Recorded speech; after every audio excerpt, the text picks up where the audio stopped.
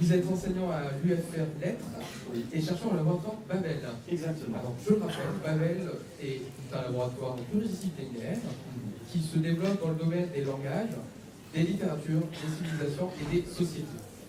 Exactement. C'est bien ça. Le titre de votre présentation est le suivant, ce que vous avez choisi, c'est l'expédition Lewis Clark à la croisée des mythes. C'est bien ça? Oui, c'est bien ça. On vous laisse faire, si bien votre droit quand vous souhaitez. Bonne présentation. Merci. Le 20 juin 1803, Thomas Jefferson, alors président des États-Unis, a adressé au capitaine Lewis les instructions officielles qui marquaient le départ de l'expédition Lewis et Clark, un périple extraordinaire qui allait mener une trentaine de personnes, des militaires, des trappeurs, des femmes amérindiennes et un esclave, de la ville de Saint-Louis au rivage de l'océan Pacifique. Alors les buts de cette expédition, c'était non seulement de découvrir une voie navigable à travers le continent nord-américain, mais aussi d'effectuer un relevé précis des régions traversées, dans la lignée des grandes expéditions scientifiques de la fin du XVIIIe siècle, comme celle de Cook ou de la Pérouse. En effet, à l'époque, l'ouest du continent était encore largement inexploré, et les mythes avaient la vie dure. Parmi eux, le passage du Nord-Ouest. Ce passage du Nord-Ouest, c'est un fleuve légendaire qui était censé s'écouler jusqu'au Pacifique, au milieu de vastes plaines. Et à l'époque, il importait de savoir vraiment si ce fleuve existait ou non. Lewis et Clark, les deux commandants d'expédition, ont mené leur tâche à bien, et ils ont même tenu des journaux tout au long de leur expédition, fort précieux pour le chercheur. En partant de Saint-Louis, ils ont remonté le cours du Missouri, puis ensuite ils ont traversé des terres inhospitalières pour arriver au fleuve Columbia, puis à l'océan Pacifique. Cependant, la Columbia, au cours parsemé de rapides, n'était pas le grand fleuve tant espéré, et Lewis et Clark avaient donc contribué à prouver que le passage du Nord-Ouest, eh bien, n'existait pas. À leur retour à Saint-Louis, ils ont été acclamés en héros. Mais leur expédition a ensuite été représentée comme un échec, précisément parce qu'ils n'avaient pas découvert ce grand cours d'eau navigable. Cependant, ce voyage en terre inconnue ne s'est pas arrêté à son retour. Et l'expédition a connu des fortunes différentes tout au long des décennies suivantes, et c'est ce voyage que je vous propose aussi.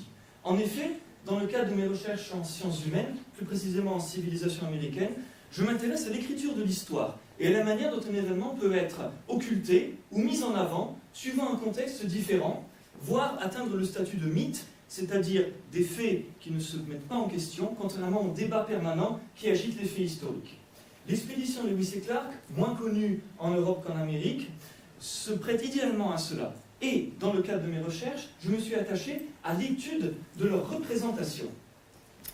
Alors, ici, pour l'étude de leur représentation, c'est intéressant puisque le travail du chercheur, c'est non seulement de trouver des représentations, vous voyez, pertinentes, c'est-à-dire dans des bibliothèques, des archives, des ouvrages, ou même justement dans des catalogues, mais il faut également, vous voyez, rassembler tout cela en une construction intellectuelle qui est sens et qui traduit un profond mouvement de pensée.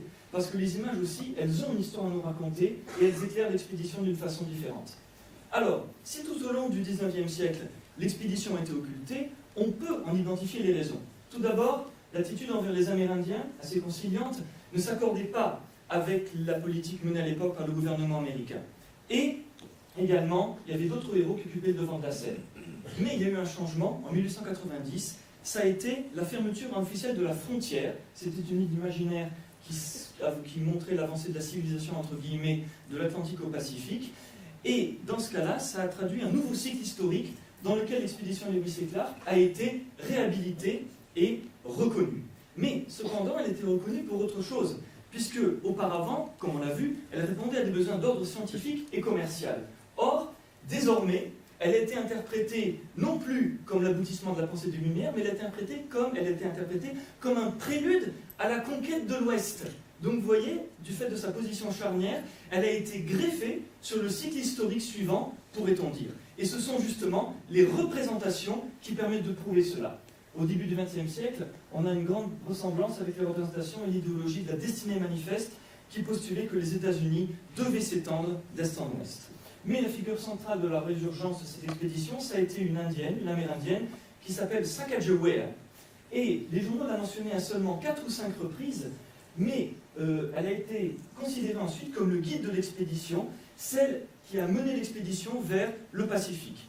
Et ça montre vraiment qu'un fait peut être réhabilité, même voire élevé au rang de mythe, car Sacagawea est devenu une icône au sein de la culture populaire américaine, puisqu'il y a même une pièce de $1 qui a été frappée à son effigie en l'an 2000. Et cet exemple montre que, en fait, l'étude de ces représentations, ça dépasse le domaine de la peinture pour rendre compte d'un grand mouvement d'ensemble. Vous voyez, c'est dans la culture populaire. Et alors, parfois, enfin même souvent, le passé est réinterprété toujours à la lumière du présent. Vous voyez parfois des scènes marquées par une tension en quelques décennies d'intervalle dans des tableaux qui se font écho. Ça peut laisser place à une scène idéalisée. Et regardez, un épisode récent des Simpsons a même tourné le parcours de Lewis et Clark en dérision. Ainsi, cette expédition se situe bien à la croisée des mythes. Héritière d'une conception préétablie du territoire, elle en a donné une autre image qui a ensuite servi l'épopée de l'Ouest américain. Et l'écriture de l'histoire nous livre ainsi des informations capitales sur les modes de pensée qui structurent nos sociétés. Et dans ce domaine, le voyage est loin d'être terminé. Où se situe la vérité historique? Où commence la légende? Autant de fils qu'il faut toujours veiller à démêler.